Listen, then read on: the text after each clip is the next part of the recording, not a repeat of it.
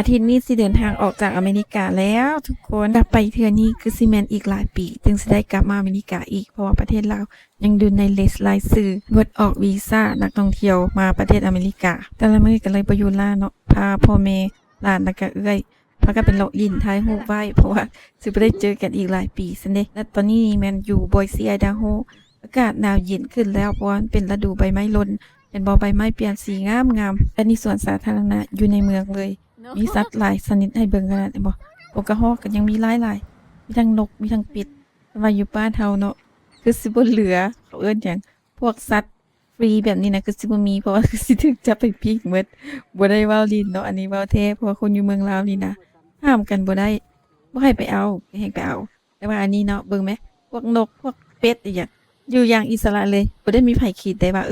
อยากเอามันไปปิ้งเด้เอาอยากเอามันไปต้มเด้นะ ว่าเขาเจ้าบ่แต่อึดของกินเอาง่ายๆพ่อกับแม่ว่าอากาศตอนนี้หนาวหลายอยู่ยากเนาะเพิ่นว่าเด้อันบอกเพิ่นแล้วเนาะว่าอันนี้ยังบ่ได้หนาวเด้ออันนี้มันกำลังเริ่มถ้าฤดูหนาวแท้ๆอยู่เขตนี้แฮ่งสิมีหิมะตกแล้วก็มีลมมีหยังแฮ่งหนาวกว่านี้หลายเท่าเตรียมรับมือไว้เลยพวกเพิ่นเคยสัมผัสความหนาวคือสิแม่นสูงสุดก็สิประมาณ 4-5 องศาเนาะอยู่เมืองลาวตอนช่วงหนาวๆอยู่เขตเนี่ยก็เคยสัมผัสความหนาวอยู่แต่ว่าบ่ได้หนาวปานนี้ ถ้าเบิ่งเขาจะบอกว่าอยู่ไอดาโฮนี่หนาวหลายช่วงฤดูหนาวถ้าเบิ่งว่าพวกเพิ่นสิอยู่ได้บ่เฮากลับมาอเมริกาตั้งแต่เดือน7มาพร้อมกับนักร้องที่มาเฮ็ดคอนเสิร์ตอยู่อเมริกานี่เนาะเลยมาหาเอื้อยละฮู้แล้วว่าสิบ่ได้กลับมาอีกหลายปีก็เลยตัดสินใจ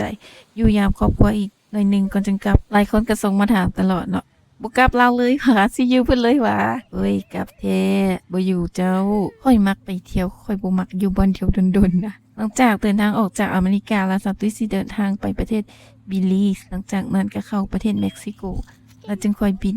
กลับลาวแต่ว่าผ่านแคนาดาเอา2 ปียนต์เดินทางกลับลาวหั่นนะส่วนหลายแม่นจะมีทรานสิตอยู่อเมริกาซึ่งราคาปียนต์จะถูกก่อนแต่ว่าโชคบ่ดีเนาะคือเฮา เป็นคนลาวเข้ามาอเมริกาบ่ได้แล้วถึงว่าทรานสิตบ่ได้เข้าประเทศเขาก็บ่ให้ทรานสิตนะดังนั้นเราจึงค่อยเลือกไปทางเปลี่ยนยนต์ทางแคนาดาแทนกลับลาวก็ไปพักประมาณ2 มื้อนี่ก็ต้องไปเฮ็ดเวียกแล้วเกมโอเวอร์แล้วทุกคนเพราะว่ามานี่เนาะเฮ็ดเวียกแบบออนไลน์แม่นบ่มันบ่แม่น full time มันก็สบายแต่บัดกลับนี่ติต้องได้ตื่นแต่เช้าๆไปออฟฟิศคือเก่าอย่าเบิ่งว่าสิปรับสภาพตัวได้ไวบ่คือเห็นลงวิดีโอแต่ละอันเนาะทุกคนแม่นส่วนหลายเป็นพาหลานไปเที่ยวอยู่นำหลานหลายๆหลานก็บอกว่าบ่อยากให้สาวตุ้ยกลับนะอยากให้สาวตุ้ยอยู่เลยเพิ่นว่าเจ้าอยู่เลยได้บ่ เพิ่นมักเด้เพราะว่าเฮาอยู่นำเพิ่นล่ะพาไปลินตลอดพ่อเพิ่นกับแม่เพิ่นค่าเฮ็ดเวียกหลายแล้วบัดเฮาอยู่นำทุกมื้อแล้วได้เฮ็ดหลายแนวม่วนนะก็บอกเพิ่นซั่นไปลินนำสาวตุ้ยอยู่เมืองลาวเด้อเพิ่นโอเคข้อยสิเก็บเงินสิไปลินนำสาวตุ้ยอยู่เมืองลาวเอาเพิ่นว่า